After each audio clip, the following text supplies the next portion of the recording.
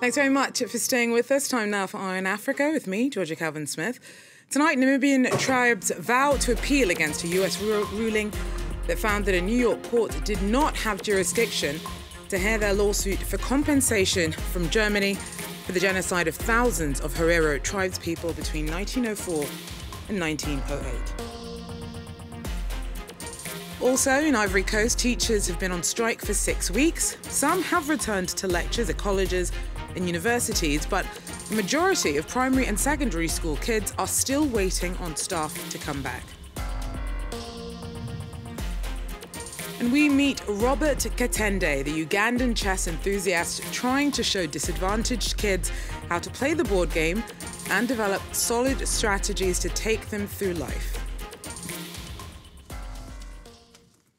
But first, Namibian claimants descended from Herero and Nama tribes are appealing a US court's dismissal of their lawsuit for compensation from Germany for the slaughter of thousands of their ancestors. Between 1904 and 1908, Namibia was known as Southwest Africa and under German rule. The UN's called the treatment of tribes by colonial forces at the time the 20th century's first genocide.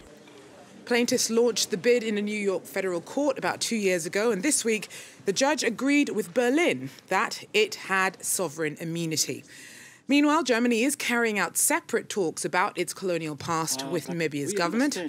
Robert Mertfield is an independent observer of those negotiations, and he joins us now from New York.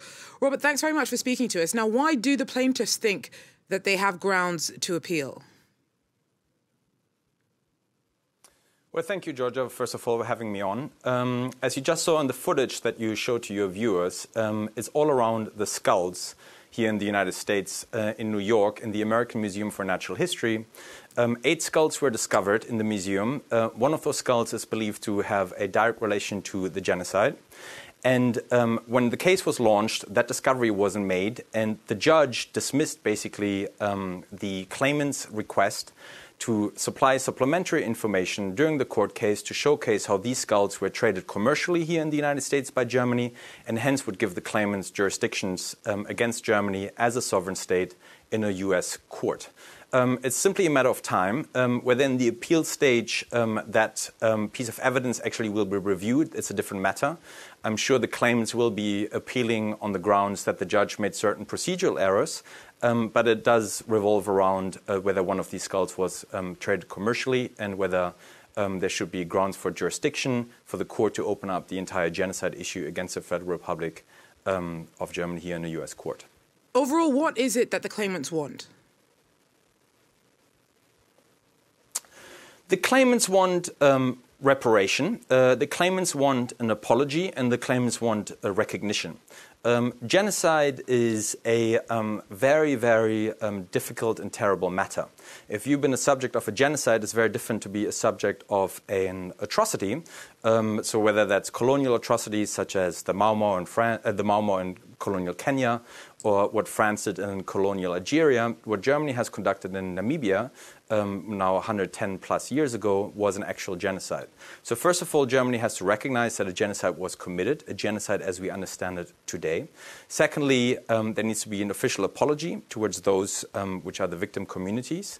And thirdly, there needs to be a form of compensation, whether it's financial compensation, particularly so that people can buy back land that they were dispossessed of during the colonial war in 1904, so that they can go back and herd what essentially is the biggest want, which is to herd cattle and be part of Namibian society as landowners. And currently, Germany is in talks with the Namibian government over its colonial past. How do those negotiations play into the lawsuit that was brought in the court in New York?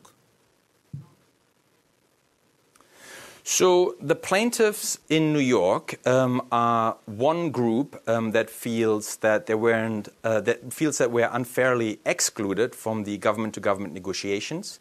The government-to-government negotiations are a good thing. There is no doubt that Germany has done the right thing to embark on the path to wanting to resolve that issue with the Namibian government and the victim communities. Germany is very keen that the Namibian government leads on the way. The victim groups think they may not be represented sufficiently. So the court case in New York was launched in order to seek inclusion in the government-to-government negotiations because it's about the fate of the affected communities, and we don't want the Namibian government, that may not represent everyone who actually has been affected by the genocide, to receive reparations as development aid and then channel that development aid, for instance, into the wrong causes, and that the affected communities actually don't get redress, although Germany may think that the issue is actually resolved. Thanks very much. Robert Murfield there speaking to us about the vow of Namibian claimants to launch an appeal after their lawsuit for compensation from Germany was thrown out by a judge in the US. Well, in other news, at least 5 people were killed in a car bombing in central Mogadishu on Thursday. Al-Shabaab extremists claimed responsibility for the blast, which happened near a security checkpoint not far from the presidential palace. The blast is the second in less than a week. 29 people were killed in the capital last Thursday in a gunfight between the Al-Shabaab insurgents and security forces. The jihadists were chased out of Mogadishu in 2011 by the African Union's Amazon peacekeeping mission, but still control large parts of rural Somalia and continue to regularly launch attacks on high-profile targets. Well, DR Congo's new president and his predecessor, Joseph Kabila, have decided to form a coalition government. Felix Tshisekedi was elected into power in December in the country's first peaceful transition since independence in 1960. But he's since struggled to push through his choice for prime minister as Kabila's FCC party holds a majority in the National Assembly. Tshisekedi's CA-CH bloc has only about 50 out of Parliament's 485 seats. In Ivory Coast, teachers have been on strike for about 6 weeks now. Some have returned to lectures at colleges and universities, but the majority of primary and secondary school pupils are still waiting on staff to come back. Our correspondents report. You couldn't blame them for playing truant. Students at the Lycée Moderne de Cocody in Abidjan have gone 6 weeks without classes. Since the beginning of this week, we've been coming in every day, because for there to be classes, you have to have students and teachers. As you can see, the students are here. It's the teachers who aren't here to teach the classes. These pupils will have to take their school leaving exams in July, so are increasingly worried about their progress. However, gathered at a General Assembly, this teachers' union is not ready to give any ground. Some of its members have been arrested. This teacher shows us his injuries and claims to have been sidelined as a result of his union's position. They use iron bars, sticks and belts. They're disguised soldiers who've come to beat us. The teachers are calling for a reassessment of their housing allowances and a return to not having classes on Wednesday mornings. This union's members decide unanimously to remain on strike. Other unions crossed the picket line on Monday and began teaching again. The government maintains that it remains open for dialogue, but that it believes it has already done a lot. All have benefited from a salary increase. They've benefited from an increase of $200 from 2011 to today, and so the government is working to improve their living conditions. There's no reliable figure for knowing just how widely upheld the strike has been nationwide. The COSEFSA union has told us that over 90% of teachers have taken part in the strike, where the government talks of just pockets of resistance. One thing for certain is that schools like this will be waiting quite some time before classes resume. Medical charity MSF has warned that the battle against Ebola in DR Congo is being lost because ordinary people don't trust health workers. Last week, Médecins Sans Frontières suspended their work at the focal point of the epidemic after 2 of its facilities were burned down. The outbreaks killed 569 people so far, and respondents have criticised the overly militarised response.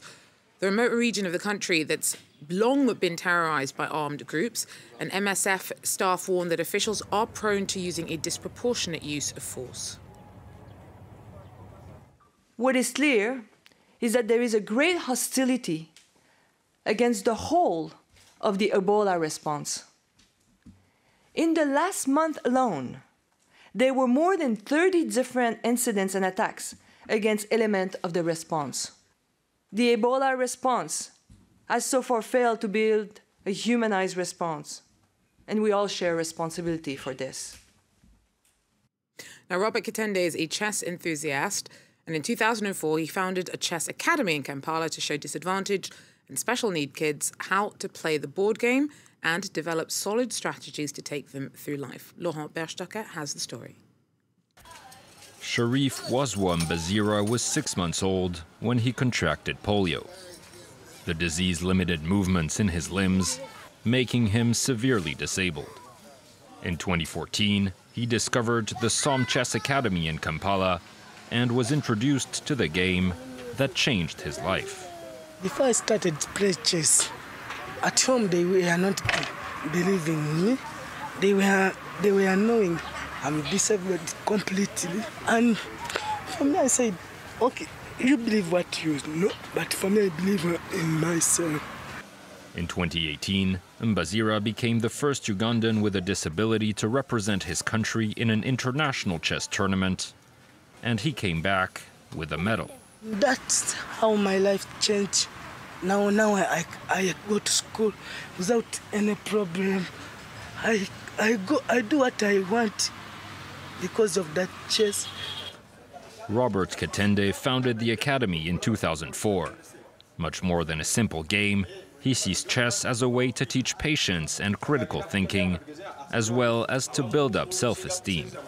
The way the kids are growing up, they have not been given an opportunity to be self-reliant, to take personal decisions. The philosophy of SOM Chess Academy and the Robert Katende initiative basically is to use chess as a platform to instill these concepts into the lives of these kids.